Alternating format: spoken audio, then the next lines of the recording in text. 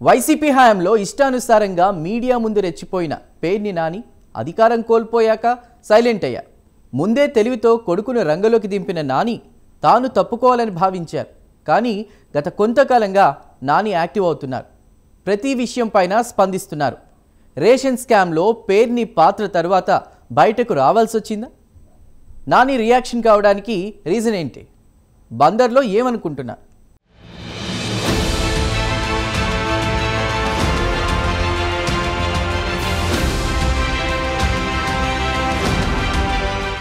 YCP హయాంలో జనసేన అధినేత పవన్ కళ్యాణ్ పై అప్పటి మంత్రిగా ఉన్న పేర్ని నానితో రెగ్యులర్ గా ప్రెస్ మీట్లు పెట్టించేవారు. పవన్ ను తిట్టడంలో హద్దులు దాటి పేర్ని నాని ప్రవర్తించారు. సినిమా ఇండస్ట్రీకి సంబంధించిన విషయాల్లో ప్రభుత్వం జోక్యంలోనూ పేర్ని నానిని జగన్ ముందుంచేవారు. ఓటమి భయమో పుత్రరత్నం టార్చరో తెలియదు కానీ ప్రత్యక్ష రాజకీయాల నుండి తప్పుకుంటున్నానని ప్రకటించిన నాని మచిలీపట్నం అసెంబ్లీ నుండి కొడుకు పేర్ని కృష్ణమూర్తిని బరిలో దింపగా ఆయన ఘోరంగా ఓడిపోయారు. అప్పటి నుండి నియోజకవర్గ సమావేశాలకు అధినేత జగన్ వద్ద జరిగే సమావేశాలకు పేర్ని దూరంగా ఉంటూ వచ్చారు.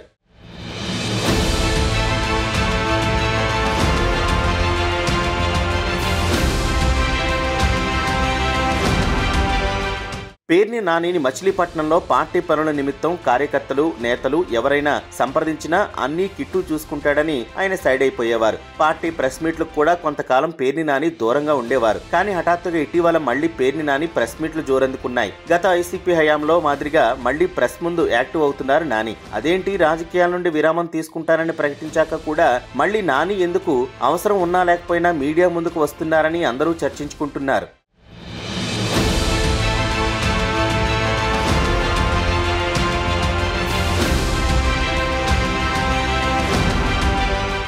అయితే పేర్ని నాని యాక్టివ్ అవడానికి చాలా పెద్ద కారణమే ఉంది. పేర్ని కుటుంబం బందరులో ₹1 కోటి రేషన్ బియ్యం స్వాహా చేసినట్లు అధికారుల విచారణలో వెల్లడైంది. రేషన్ బియ్యం మాయంపై పేర్ని నాని సతీమణి జయసుధ, ఆయన వ్యక్తిగత కార్యదర్శిపై కూడా కేసు నమోదైంది. జగన్ ప్రభుత్వ హయాంలో నాని సతీమణి పేరిట గొడౌన్ నిర్మించి సివిల్ సప్లైస్ కు అద్దెకిచ్చారు. ఆ క్రమంలోనే పేదలకు దక్కాల్సిన రేషన్ బియ్యం పక్కదారి పట్టింది. దీనిపై పేర్ని కుటుంబంపై పోలీసులు లుకౌట్ నోటీసులు జారీ చేశారు. గోడౌన్లు భార్య పేరుతో ఉండడంతో పోలీసులు కేసు నమోదు చేశారు. రేషన్ బియ్యం అమ్ముకున్న పేర్ని నాని అవినీతి కారణంగా ఆయన భార్య జయసుధకు తిప్పలు తప్పడం లేదు. సివిల్ సప్లై గోదాంలో బియ్యం అవకతవకల్లో ప్రధాన నిందితురాలిగా పేర్ని నాని భార్య జయసుధపై పోలీసులు కేసు నమోదు చేశారు. అలాగే పేర్ని నాని వ్యక్తిగత సహాయకుడు మానస తేజ పేర్ని నానిపై కూడా కేసు నమోదైంది.